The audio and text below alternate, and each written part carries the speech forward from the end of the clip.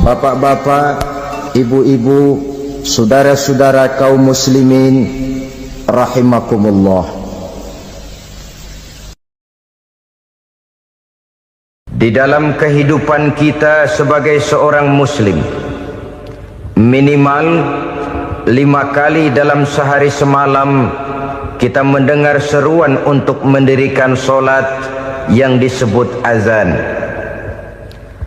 Ada kalimat menarik di dalam kalimat azan itu, yakni seruan hayya 'alal falah, marilah menuju kepada keberuntungan, marilah meraih kemenangan. Seruan ini adalah kecenderungan dari setiap manusia, apapun warna kulitnya. Artinya, setiap orang dalam hidup selalu ingin meraih dan mencari kemenangan. Kemenangan akan melahirkan kepuasan batin, dan kepuasan batin memberikan kebahagiaan. Sedangkan kekalahan melahirkan penderitaan batin, dan penderitaan batin menjerumuskan seseorang di dalam berbagai bentuk kerugian. Jikalau inilah seruan azan, maka masalahnya ialah apa yang menyebabkan kita meraih kemenangan. Al-Quranul Karim memberikan tuntunan dan ajaran kepada kita bahwa orang-orang yang memperoleh kemenangan itu tidak lain adalah orang-orang yang bertakwa. Hanyalah mereka yang bertakwa kepada Allah Subhanahu wa ta'ala pada akhirnya akan tampil sebagai pemenang. Lalu siapa orang yang bertakwa itu? Dijelaskan dalam awal-awal Al-Baqarah, orang yang bertakwa yang akan meraih kemenangan. Pertama, allazina yu'minuna bil ghaib, yaitu orang-orang yang beriman kepada yang gaib, percaya bahwa ada alam yang gaib, alam yang abstrak, alam yang tidak bisa dijangkau oleh salah satu daripada panca indera kita. Mereka percaya dan beriman kepada adanya malaikat, beriman kepada adanya iblis dan jin, beriman kepada adanya alam kubur, beriman kepada adanya alam mahsyar, beriman kepada adanya alam akhirat, beriman kepada adanya surga dan neraka. Beriman bukan cuma sekedar beriman dalam ucapan bibir saja, tetapi beriman yang nilai iman itu mampu mewarnai gerak dan gaya hidupnya. Iman yang meresap sampai ke tulang sumsum, kemudian memberikan dampak positif di dalam kehidupan manusia. Alam, kita tahu, adalah sesuatu yang selain Allah, dan Allah bukanlah alam. Apapun namanya selain daripada Allah, itu adalah alam. Alam pada hakikatnya terbagi menjadi dua. Ada alam syahadah, alam nyata, alam konkret, alam yang bisa dijangkau oleh salah satu indera kita. Kemudian ada alam ghaib, alam yang tidak bisa dijangkau oleh panca indera kita, alam metafisika, alam abstrak, alam yang wajib kita imani keberadaannya. Kita percaya bahwa malaikat itu ada, kita percaya kepada jin, bahwa jin itu ada, kita percaya kepada adanya iblis dan setan. Bukan percaya kepada iblis dan setannya, percaya bahwa iblis dan setan itu ada. Itu termasuk salah satu daripada sifat orang yang bertakwa kepada Allah. Saudara-saudara kaum muslimin rahimakumullah, kecenderungan pembangunan yang lebih bersifat materialistis biasanya menggeser aspek kehidupan rohani. Orang berpikir empiri, dan dalam pola pikir yang demikian, maka alam gaib tidak lagi mendapat perhatian. Aspek kehidupan yang bersifat rohaniah malah mulai ditinggalkan. Akibatnya terjadilah kepincangan di dalam kehidupan kita. Pernah ada satu pengalaman pribadi dalam perjalanan kembali ke tanah air.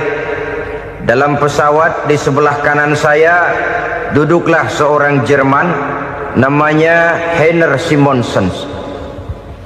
Iseng saya ajak kenalan, saya ajak ngobrol, saya tanya dia. Saya bilang, Mas Heiner ini, kalau pesawat yang kita tumpangi ini jatuh ke bawah, kira-kira apa yang bakal terjadi, Mas? Dia bilang, kita semua akan mati. Begitu? Iya. Oke. Apa itu mati? Tanya saya. Dia bilang, untuk tahu apa itu mati, kita harus tahu lebih dahulu apa itu hidup. Saya pikir nih bule bisa ngomong juga. Baiklah kata saya. Apa hidup menurut Anda itu? Oh, hidup itu dia bilang, kalau seluruh anggota badan kita bekerja secara normal, paru-paru memompa darah secara normal, jantung berdetak secara normal, sel-sel tubuh bekerja secara fit, dan organisme tubuh hanya mau bekerja secara normal, dia bilang, kalau kita memberi makan yang cukup, menu yang teratur, dan gizi yang lengkap. Saya bilang, kesimpulannya apa, Ner? Dia jawab, hidup adalah dari tangan ke mulut. Life is from the hand to the mouth, kata dia. Hidup adalah dari tangan ke mulut. Jadi masalah hidup tidak lebih daripada masalah isi perut. Orang pergi pagi, pulang sore, peras keringat, banting tulang, perut yang dibelain. Saya bilang, you are wrong. Sampean salah, Ner. Kamu orang Islam bukan? Bukan. Pantas. Kenapa saya salah? Dia bilang, ya jelas salah. Salahnya di mana? Kamu ini manusia. Kalau hidup cuma dari tangan ke mulut, saya bilang, kambing di kampung saya juga begitu pikirannya, Ner. Itu kambing di kampung saya, asal perutnya kenyang, sudah hidup dia. Perkara besok bagaimana, lusa prospeknya macam mana, bulan depan ada apa, kambing nggak pernah mikir. Di kampung saya kambing juga pikirannya begitu. Kamu Kristen ya? Tadinya. Loh kok tadinya, lalu apa sekarang kamu ini? Dia bilang, sekarang saya netral. Saya tidak beragama, tapi saya percaya kepada Tuhan sebagai pencipta alam. Saya ingat benar dia bilang, I haven't any religious, but I believe to God as the creator of the world. Kenapa bisa netral begitu, Ner? Habis saya bingung katanya. Islam bilang Islam baik, Kristen bilang Kristen baik, Hindu Buddha bilang Hindu Buddha baik, semua agama baik. Saya netral sekalian, nggak beragama. Yang penting saya percaya kepada Tuhan. Saya bilang, Ner, kamu ini kayak orang mau beli celana, lalu bingung. Yang satu bilang Levi's bagus, yang satu bilang Blue Jean hebat, yang satu bilang Wool England hebat. Celana ini hebat, celana itu bagus, celana ini hebat, semua celana bagus, kamu bingung. Akhirnya netral, tidak pakai celana. Itu juga salah. Saya pikir-pikir, kemudian saya melihat bahwa dua pola berpikir Heiner ini nampaknya sudah mulai menggejala di lingkungan masyarakat bangsa kita. Disadari atau tidak, secara jujur kita harus berkata, dua pola pemikiran Heiner ini mulai berkembang di tengah masyarakat bangsa kita. Pertama, pola pikir materialisme. Hidup adalah dari tangan ke mulut. Masalah hidup tidak lebih masalah isi perut. Itu yang perlu dibela, dan disitulah arti kehidupan. Pergi pagi, pulang sore, peras keringat, banting tulang untuk mempertahankan perut. Kalau sudah kemari cara orang berpikir, maka buat apa percaya kepada yang gaib? Untuk apa sholat? Untuk apa puasa? Untuk apa zakat? Untuk apa menghadiri majelis taklim? Tanpa kepercayaan kepada yang gaib, hidup berjalan menurut alur empiris dan materialis. Kalau sudah ke sana cara orang berpikir, biasanya orang lalu cenderung menghalalkan segala cara. Hanyalah orang yang percaya bahwa akhirat ada, hanyalah orang yang percaya bahwa alam kubur itu ada, hanyalah orang yang percaya bahwa malaikat itu ada, hidupnya akan lebih terarah dan terkendali.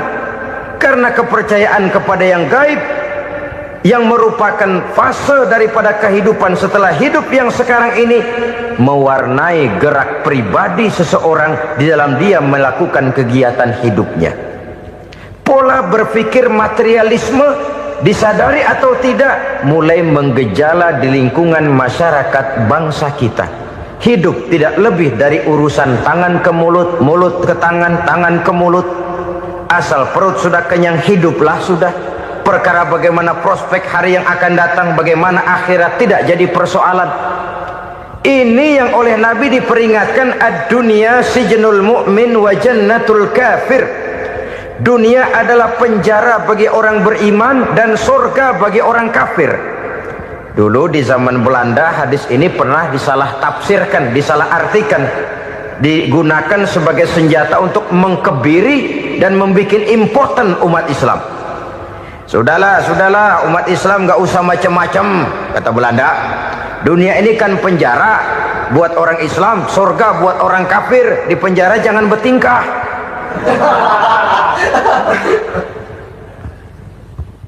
Pengertiannya tidak begitu. Dunia adalah penjara bagi orang mukmin. Artinya dalam kehidupan dunia seorang mukmin tidak bebas memperturutkan hawa nafsunya. Di penjara hawa nafsunya itu. Sebaliknya surga bagi orang-orang kafir. Buat orang kafir surgalah dunia ini.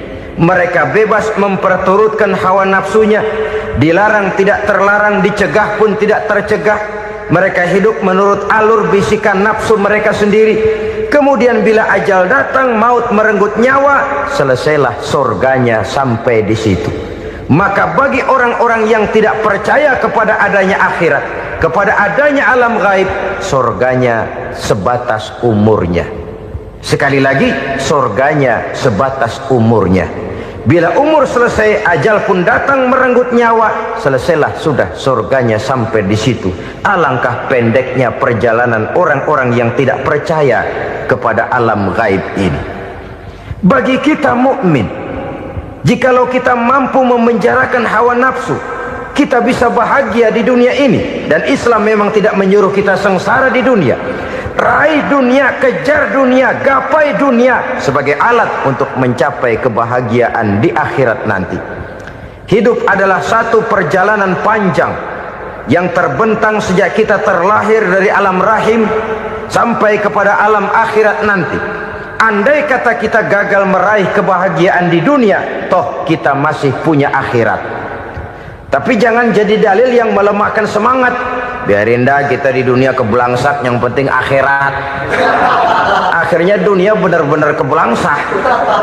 Bagaimana dunia ini bisa kita raih, dan bagaimana meraih dunia untuk menunjang kepentingan akhirat nanti. Yang kedua, dari pikiran Heiner yang saya lihat menggejala di lingkungan masyarakat bangsa kita, timbulnya manusia-manusia netral. Seolah-olah Tuhan yes, agama no. Sama Tuhan percaya, agama ogah. Tuhan ngangguk, giliran agama godeng. Padahal hampir dalam setiap ayat dalam Quran, kata-kata amanu biasanya bergandeng dengan wa amilus sholihat, iman dan amal soleh. Ini sebagai isyarat Tuhan dan agama jangan pernah dipisah-pisah. Apabila kita bertuhan, maka kita harus beragama. Apabila kita beragama, maka agama itu harus bersumberkan dari Tuhan yang kita imani itu. Tidak mungkin kita pisah, Tuhan yes, agama no. Sama Tuhan percaya tapi agama bikin sendiri. Sembayangnya cukup bengong 2 jam madep ngulon.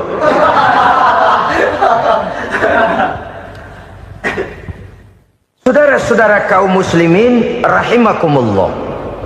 Jadi dengan demikian, agama yang kita akui merupakan unsur mutlak di dalam pembangunan sekarang ini, merupakan bagian dari kehidupan yang menuntun kita bahwa di balik alam nyata ini, di balik alam syahadah ini ada alam gaib.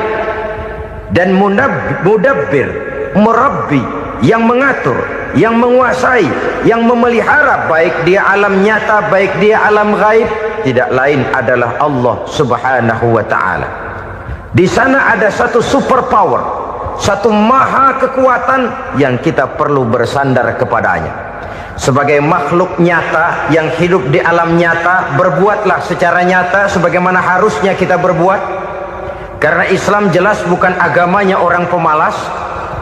Islam jelas bukan agamanya orang yang mengajarkan setelah selesai sholat boleh duduk, nggelenggem ayam-ayam, ndelohom, menghitung bintang di langit sambil menunggu keajaiban. Tidak. Islam adalah agama yang mengajarkan apabila sholat sudah selesai kamu kerjakan, bertebaranlah di permukaan bumi, cari karunia Tuhanmu. Jangan hidup berpangku tangan menunggu keajaiban, karena hidup bukan undian.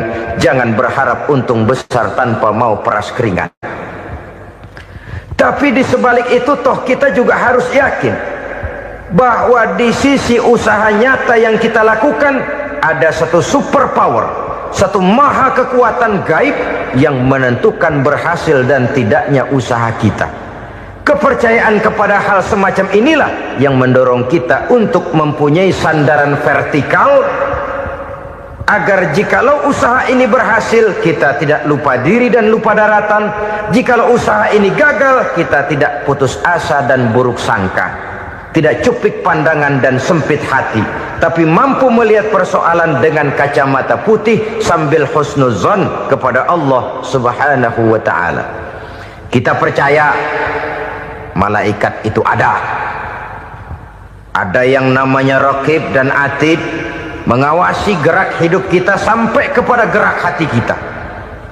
Ini memberikan sugesti agar kita berhati-hati, tidak sejengkal tanah pun kita bisa berlindung dari pengawasan raqib dan atid.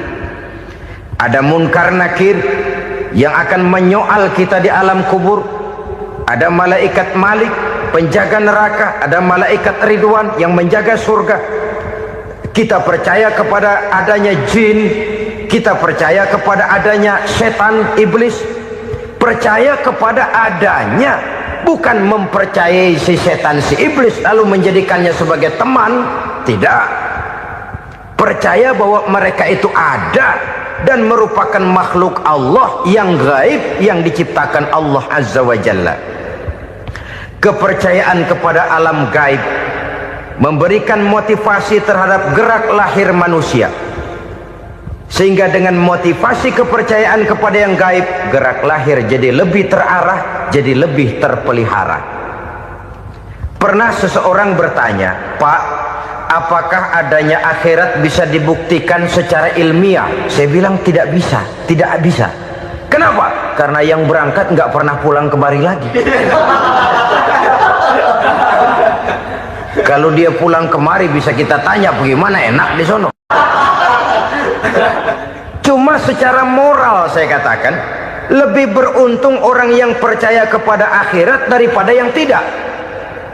Sekarang saudara percaya akhirat ada, lalu saudara baik-baik di dunia, sholat, puasa, zakat, menolong orang lain, menebarkan kebajikan. Saudara mati, andai kata akhirat tidak ada, toh dalam hidup saudara sudah berbuat baik. Paling tidak nama saudara akan dikenang sebagai orang baik. Sebaliknya, saudara percaya, kata saya, bahwa akhirat tidak ada, lalu hidup semau-maunya, tenggelam dalam maksiat dan munkarat, menentang Allah, tidak mau ruku dan sujud. Lalu saudara mati, kemudian akhirat ada, ayo mau apa? Bekal tidak punya. Jadi secara moral lebih beruntung orang yang percaya kepada adanya akhirat daripada yang tidak percaya. Dan itu alam gaib yang tidak bisa dibuktikan secara eksat. Jangankan untuk membuktikan seperti itu, dalam kehidupan sehari-hari saja yang kita rasakan tidak selalu berbentuk toh. Angin, bagaimana sih bentuknya angin? Kita tidak tahu. Merah, buktinya kalau dikerok merah. Yang merah itu kulit, yang kulit kita bukan anginnya. Sakit, rasa sakit itu ada, tapi bagaimana bentuk sakit kita nggak pernah tahu. Kalau kita makan cabai pedas, bagaimana bentuk pedas itu tidak ada, tapi rasa ada. Bentuk pedas hijau, cabenya bukan pedasnya. Tidak semua yang kita rasakan bisa kita gambarkan dalam bentuk yang konkret. Oleh karena itu, sekali lagi bahwa kepercayaan kepada alam yang gaib mampu memberikan satu sugesti yang menata kehidupan seseorang lebih lurus, lebih terarah, dan lebih terkendali. Maka wajar kalau kepercayaan kepada yang gaib mengantarkan seseorang untuk meraih kemenangan. Kenapa? Dia percaya kepada yang gaib, bahwa akhirat ada, bahwa alam kubur ada, bahwa pertanggungan jawab itu ada. Maka dia lalu tidak hidup saenae udele dewe, itu loh. Tidak hidup menurut seleranya sendiri, terarah, teratur. Ini cirinya yang pertama. Orang bertakwa yang akan meraih kemenangan, mereka beriman, mereka percaya kepada yang gaib. Bahkan hal-hal konkret saja selalu berangkat dari yang gaib. Saudara-saudara, para remaja, para pemuda sekarang ini tidak pernah tahu toh siapa yang akan jadi teman hidup saudara. Kita bisa saja ngerancang, mentargetkan, tapi toh akhirnya yang namanya jodoh bukan kekuasaan kita. Rezeki di luar kemampuan kita. Begitu juga ajal. Maut, jodoh, ajal adalah contoh-contoh konkret bahwa pada akhirnya yang gaiblah yang menentukan. Bertahun-tahun ngelancong, emang jodoh seret, nggak jadi.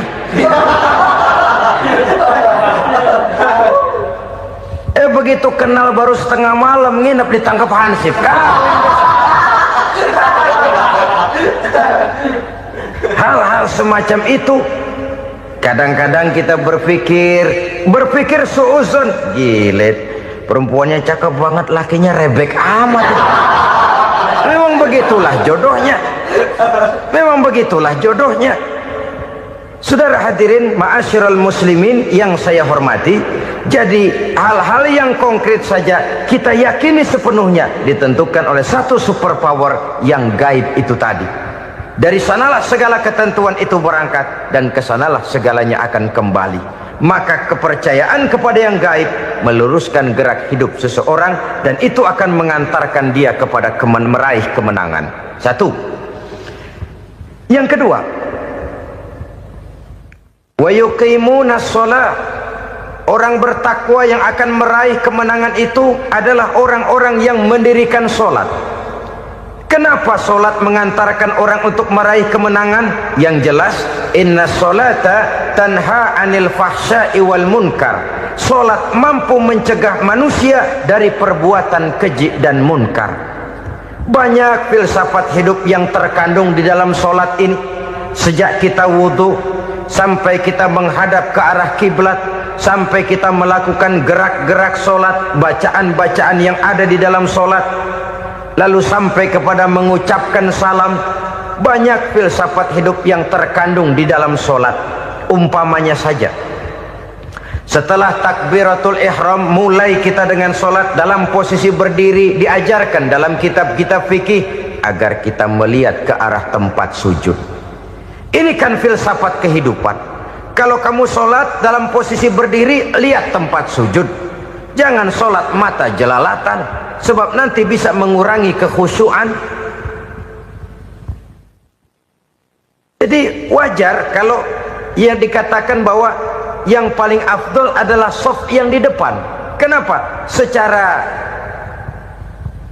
harfiah pengertiannya akan lebih mengundang kekhusyuan. Kenapa? Kalau kita di shaf paling depan di masjid umpamanya paling banter kita lihat tembok. Tapi kalau kita shaf di tengah atau di belakang, orang-orang di depan kita pun akan kelihatan. Yang bajunya loreng, yang bajunya genggang, yang bajunya macam-macam. Kita lihat, kadang-kadang kita pikirin, ada yang bajunya bolong. Kita sholat tapi dalam hati, nih orang bajunya robek ya nggak tahu apa. Ada saja hal-hal yang mengusik kekhusyuan kita. Oleh sebab itu diajarkan dalam posisi berdiri, lihat, arahkan pandangan matamu kepada tempat sujud. Ini kan filsafat kehidupan. Maksudnya apa? Kalau lagi diri lihat dong tempat sujud. Kalau udah di atas ingat dong sama yang bawah. Kalau sudah tinggi ingat dong dari mana kamu berangkat. Kalau sudah berkuasa bantu dong yang lemah. Kalau sudah kaya santuni dong yang miskin. Kalau sudah alim bimbing dong yang awam. Ini filsafat kehidupan. Dalam posisi berdiri kau lihat tempat sujud. Ini akan melahirkan kepekaan sosial di mana seseorang mau tahu kepada orang lainnya. Bagaimanapun kaya kita, tinggi pangkat dan jabatan kita, jikalau hidup hanya untuk kepentingan perut sendiri saja, rasanya belum membawa manfaat di dalam kehidupan kita. Tapi efek yang tertinggi sesungguhnya, solat mencegah manusia dari perbuatan keji dan munkar. Perbuatan keji dan munkar walaupun kelihatannya mendatangkan uang, membawa keuntungan, tapi itu keuntungan semu, keuntungan sementara. Dengan menipu orang lain kita bisa dapat untung, tapi tidak membawa berkah. Dan itu adalah kerugian besar dalam kehidupan kita. Maka untuk meraih kemenangan harus dimulai dengan membentuk kepribadian yang tegar, memiliki sandaran vertikal yang langsung kepada Allah Subhanahu wa ta'ala. Dan itu hanya bisa kita tempuh melalui jalur ibadah formal yang sudah ditentukan Allah, yakni solat yang 5 waktu. Untuk memperkuat itu ada solat-solat sunnah, rawatib, nawafil sebagai terminal-terminal kontrol cadangan untuk memelihara stabilitas temperatur batin di dalam kita berhubungan dengan zat yang maha gaib, yaitu Allah Subhanahu wa ta'ala. Orang sering bertanya, Pak, itu tetangga saya nggak sholat, duitnya nggak habis-habis, Pak. Nggak sholat tapi mobilnya tambah terus. Nggak sholat tapi usahanya makin maju. Tapi di sisi lain ada orang yang rajin sholat, rezekinya butak bener. Anaknya mana kurus, mana korengan. Saudara hadirin ma'asyiral muslimin rahimakumullah. Harus saya katakan bahwa solat memang bukan untuk cari duit. Solat adalah sandaran vertikal kita kepada Allah. Sedangkan soal rezeki itu berkaitan dengan sifat Allah maha pengasih dan maha penyayang. Allah maha pengasih, siapapun dikasih kalau mau usaha. Allah maha penyayang, tidak semua orang disayang oleh Allah Azza wa Jalla. Dan belum tentu banyak harta itu merupakan nikmat. Mungkin juga istidraj. Artinya istidraj itu dikasih tapi diambulin, kalau bahasa Betawinya itu.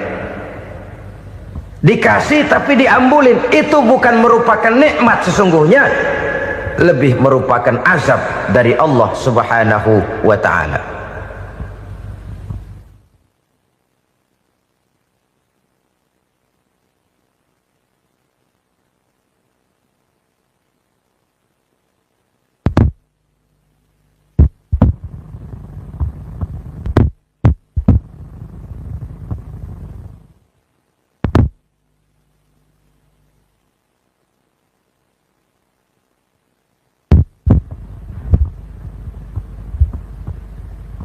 Agama mempunyai sistem solat, dan kita umat Islam telah dituntun oleh Allah Subhanahu wa ta'ala yang wajibnya 5 kali dalam sehari semalam mendirikan solat, dan itu tentu berada dalam jangkauan kemampuan manusia. Pada awalnya barangkali kita memang merasa solat itu satu kewajiban, tapi semakin kita hayati makna, manfaat dan filsafat yang terkandung di dalam ajaran solat, semakin sampai kita kepada keyakinan bahwa solat adalah keperluan kita. Sehingga pada waktu tertentu dinilai puncaknya, kita tidak lagi akan berkata saya wajib solat, tapi kita akan berkata saya perlu solat. Kalau kita sudah merasakan itu adalah keperluan kita, nah di sanalah kita baru akan merasakan ruginya kalau hal itu tidak kita laksanakan. Sepanjang kita masih berkata saya wajib sholat, kita akan lebih merasakan dia sebagai beban ketimbang sebagai keperluan. Yang jelas Allah tidak memerlukan ibadah yang kita laksanakan ini. Dengan kata lain, andai kata satu dunia penuh ini orang tidak ada yang sholat satu pun, Allah tidak akan turun dari jabatan Tuhan. Jangan lalu berpikir kalau kita ngambek se-RW kagak sembahyang Tuhan tekor kali ini ya. Tentu tidak. Itu perlunya kita, bukan perlunya Allah. Dan pada induknya kita akan berkata, saya perlu agama. Kalau secara induk kita sudah memerlukan agama, maka konsep-konsep yang ada di dalam ajaran agama itu pun adalah juga merupakan keperluan kita. Baik dia bernama sholat, baik dia bernama puasa, baik dia bernama zakat, baik dia bernama haji, seluruhnya adalah keperluan kita. Dan sesuatu yang kita perlukan apabila tidak kita laksanakan akan melahirkan kerugian di dalam kehidupan. Jangan heran kalau kita membaca riwayat perjalanan hidup para salafus soleh, orang-orang soleh. Ada yang tahajud sampai 100 rakaat, ada yang sholat malam kakinya sampai bengkak. Kita sekalinya bengkak biri-biri. Ada yang sholat membaca surah dalam Al-Quran sampai khotam Quran. Kok mau? Mereka sudah merasakan itu keperluan. Itu saja soalnya. Satu saat pun jikalau kita merasa bahwa itu keperluan saya, kita pun akan melaksanakan seperti itu. Keperluan saya dalam kehidupan. Inilah yang kedua. Yang ketiga, orang bertakwa yang akan meraih kemenangan itu, wa mimma razaqnahum yunfikun. Mereka membelanjakan sebagian daripada rezeki yang diberikan Allah kepada mereka. Mereka infakkan di jalan Allah. Ada satu dialog menarik. Satu hari seorang anak muda bertemu dengan seorang kakek-kakek yang sudah dikenalnya baik. Bertanyalah anak muda ini, "Kek, umur kakek berapa tahun?" 15 tahun, kata si kakek. "Anak kakek berapa orang?" 1. "Harta kakek berapa banyak?" 15 juta. Si anak muda ini bengong, lalu protes, "Kok kakek bohongin saya?" "Kenapa?" "Saya tahu umur kakek 70 tahun. Kenapa ngaku 15? Saya tahu anak kakek 5. Kenapa bilang 1? Saya tahu kakek miliuner, miliaran uang kakek. Kenapa ngaku cuma 15 juta? Begini, kata si kakek tadi. Benar, umur saya 70 tahun. Tapi dari umur yang 70 tahun itu baru 15 tahun terakhir ini saya merasakan ibadah kepada Allah. Meninggalkan maksiat, jauh dari segala macam munkarat. Maka yang 15 tahun inilah yang benar-benar saya rasakan sebagai umur saya. Benar anak saya 5, tapi yang 4 susah diatur. Cuman 1 rasanya nih yang bakal jadi si buah hati, belahan jantung, pelanjut cerita penerus sejarah. Cuma 1 ini yang saya harapkan, yang akan jadi anak soleh, yang akan membuat saya menerima pensiunan pahala. Kalau yang 4 apek dah, nggak ada harapan. Yang 1 nyekek botol melulu. Oh begitu, iya. Lalu kenapa kakek bilang harta kakek cuma 15 juta padahal saya tahu kakek uangnya miliaran, depositonya banyak? Ya karena 15 juta itulah yang saya ingat yang pernah saya belanjakan di jalan Allah. Saya merasa itulah harta saya yang sebenarnya. Yang miliaran yang saya simpan di bank kelak, kalau satu saat saya mati, akan jadi rebutan di antara anak-anak saya. Iya kalau anak saya soleh kayak yang 1 ini. Kalau yang 4 tadi udah tulen dia bakal berantem dah berebut tuh. Jadi 15 juta yang saya belanjakan di jalan Allah inilah yang saya merasakan benar-benar harta saya yang sesungguhnya. Dialog ini patut menjadi bahan renungan kita bersama. Diberikan kita umur 40, 50, 60, 70, 80. Berapa tahun dari umur yang diberikan itu yang jalan mulus, yang kita gunakan untuk melaksanakan ibadah? Banyak harta kita simpan di bank, di lemari, di dompet, di tas. Tapi berapa yang sudah kita depositokan di jalan Allah yang akan menemani kita di hari kita kembali nanti?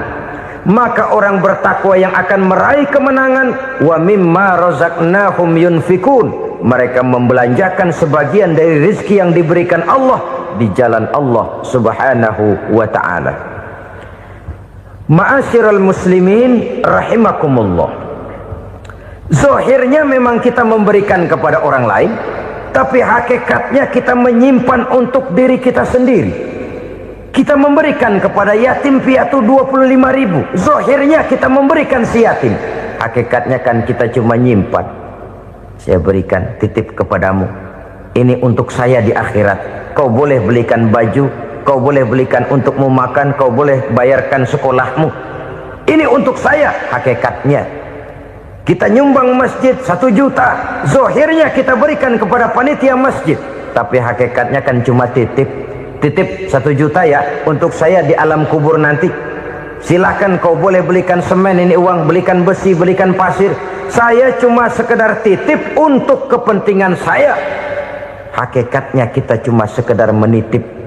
Sebagaimanapun pada hakikatnya, apapun yang kita miliki dalam kehidupan kan cuma sekedar hak guna pakai, bukan hak milik mutlak.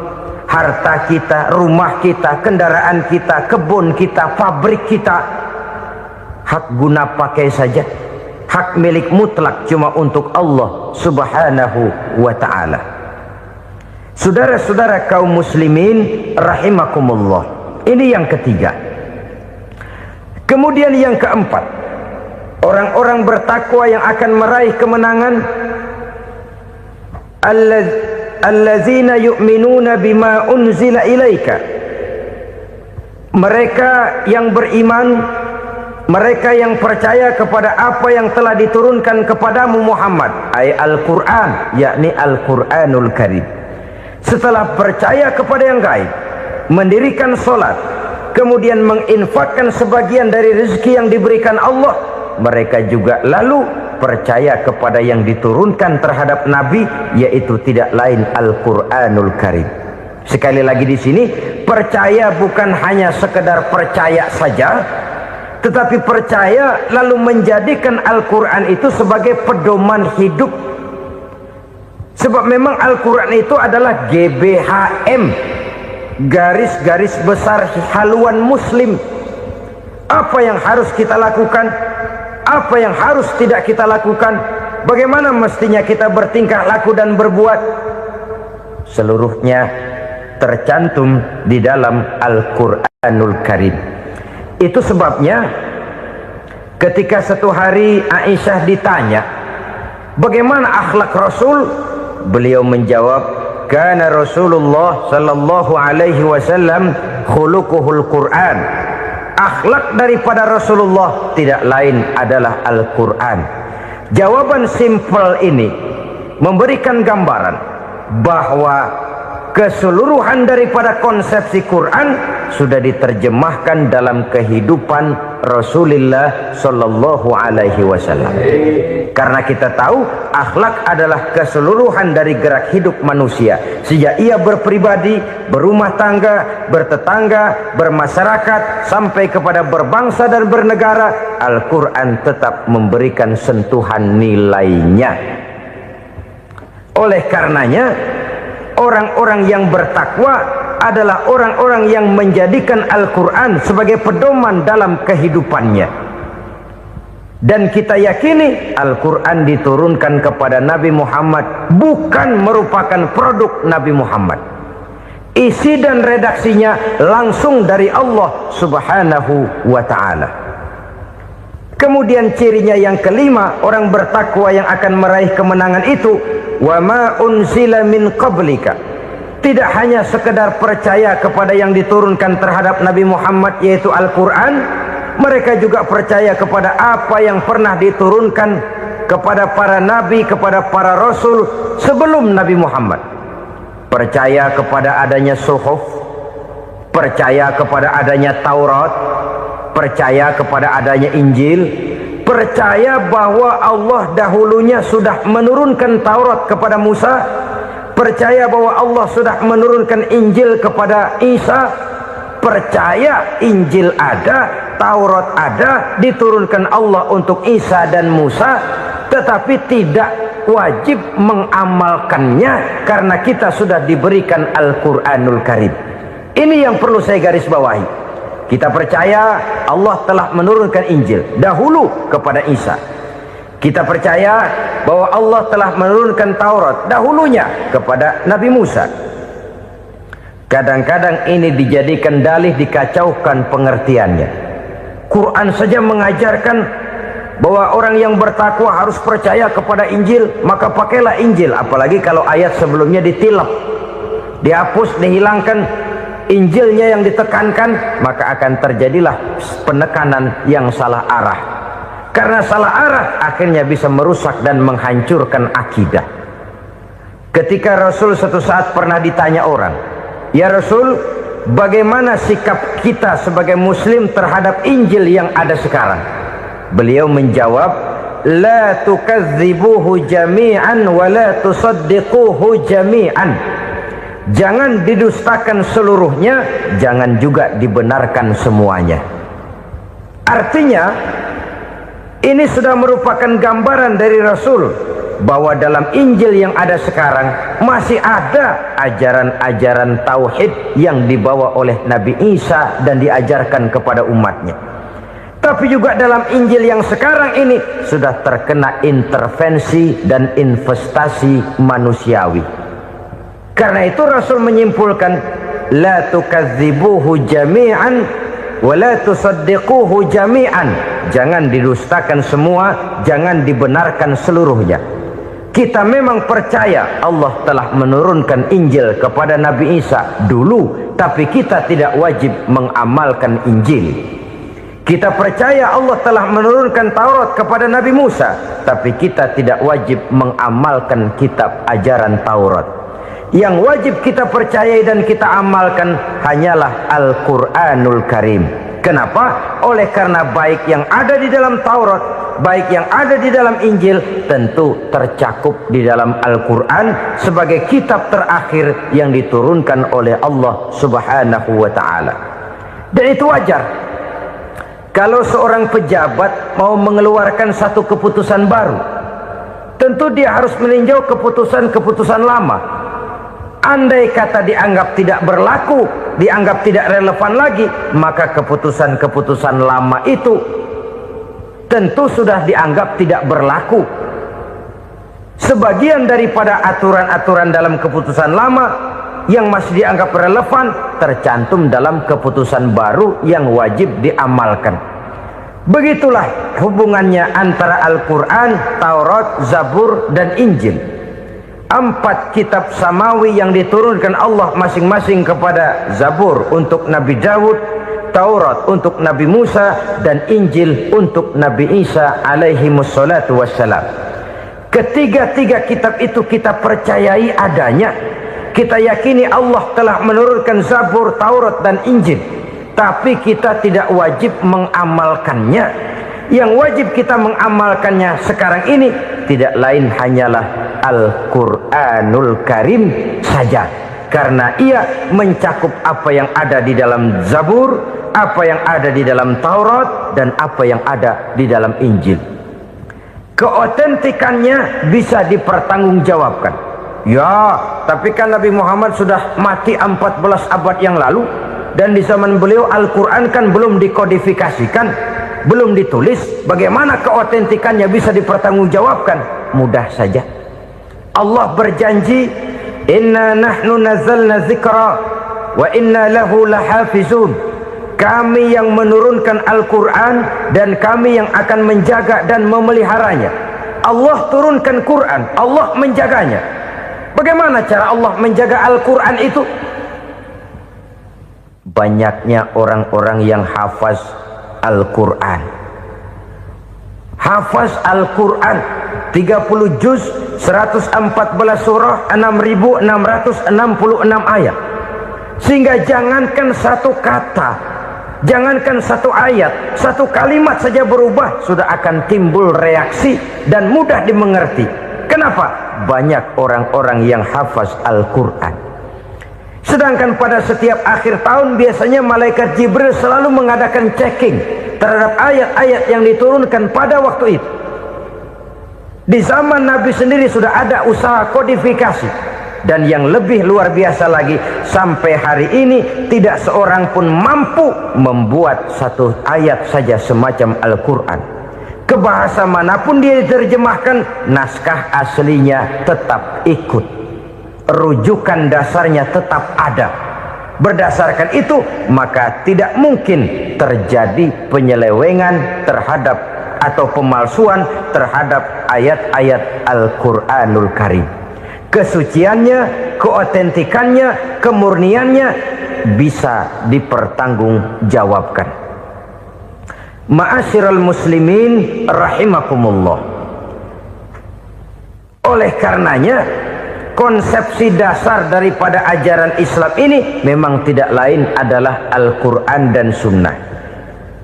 Isi daripada agama Islam yang merupakan iman, Islam dan ihsan, konsepsi dasarnya tidak lain adalah Al-Quran dan Sunnah Rasulullah Sallallahu Alaihi Wasallam.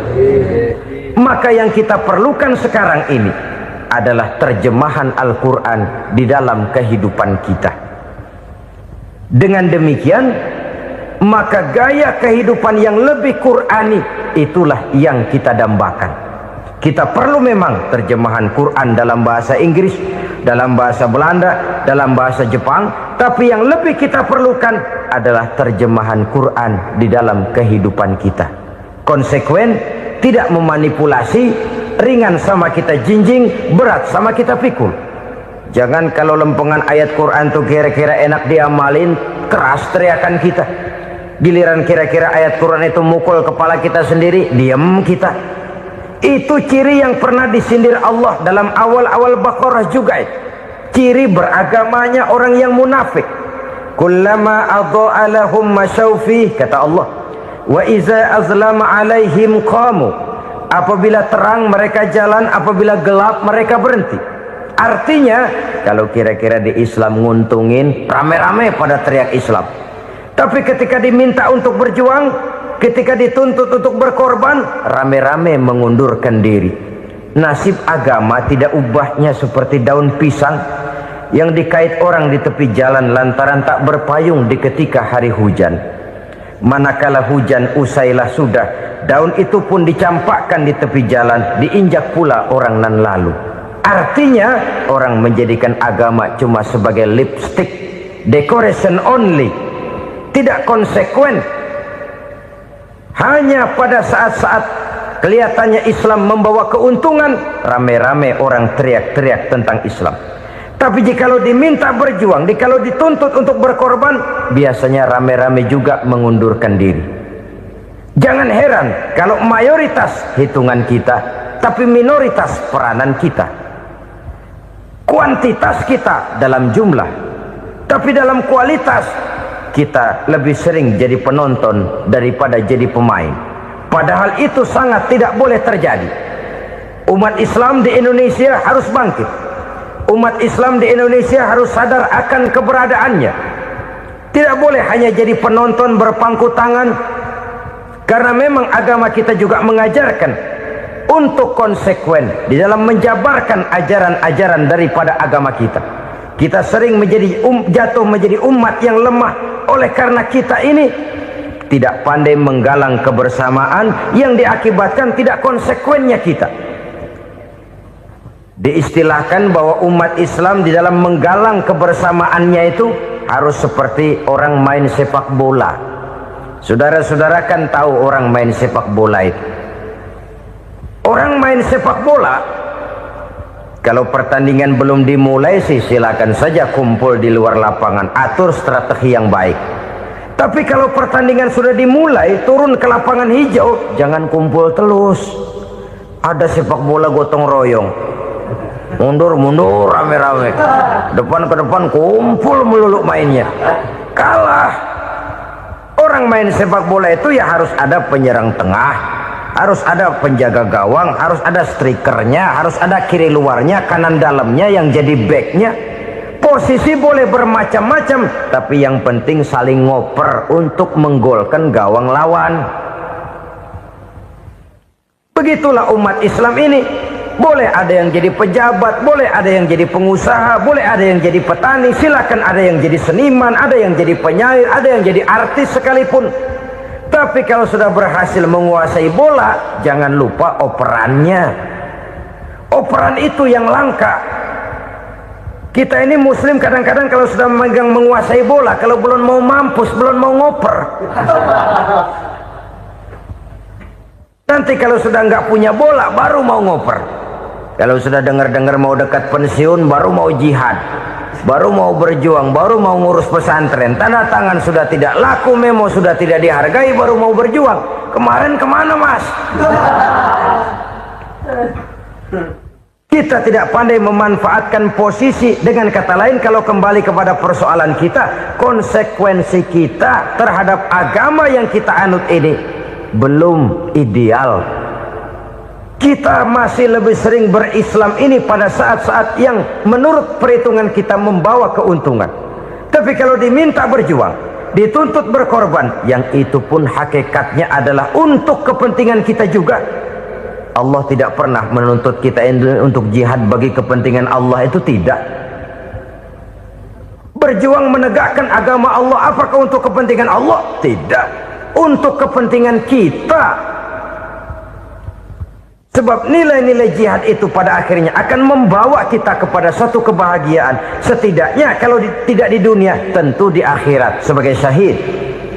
Oleh karena itu, pada bagian akhir ini saya ingin mengajak, marilah kita konsekuen. Sekali kita berkitabkan Al-Quranul Karim, mari dia kita jadikan pedoman. Jangan cuma kita jadikan sebagai penghias dinding, pelengkap rumah, bahwa di rumah kita ada Al-Quran, tapi yang baca kecoa. Habis pada bolong tuh Quran. Yang penting kan punya Quran. Ditaruh di pintu rumah. Biar apa? Biar kuntilanak kagak masuk katanya. Ya apa itu nasib Quran, cuma kerjanya jaga pintu, ngusir kuntilanak, ngusir memedi. Bagaimana kita hidup menurut tuntunan Al-Quran? Kadang-kadang tidak pernah menjadi masalah bagi kita. Maka bagaimanakah Al-Quran akan mungkin membawa keberkahan dalam hidup kalau ajarannya kita injak-injak dalam keseharian kita? Mewujudkan gaya hidup yang lebih Qurani, itulah yang akan kita rintis di dalam kehidupan kita, bertahap, step by step, menurut kemampuan yang ada pada kita. Jika jalan ini tidak bisa kita selesaikan, percayalah akan ada generasi penerus yang akan melanjutkan usaha dan cita-cita mulia itu. Jadi percaya kepada Taurat, percaya kepada Injil, sekadar percaya Allah dahulunya sudah menurunkan itu, tapi kita tidak wajib mengamalkannya. Kenapa? Generasi Injil masa berlakunya sudah kedaluarsa. Taurat masa berlakunya sudah kedaluarsa. Injil pernah berlaku untuk orang Nasrani di zaman Nabi Isa. Taurat pernah berlaku untuk orang Yahudi di zaman Nabi Musa. Setelah generasinya berlalu, datang Rasul penutup yang membawa Al-Quranul Karim. Maka Al-Quran itulah yang berlaku menjadi pedoman sampai hari akhir nanti.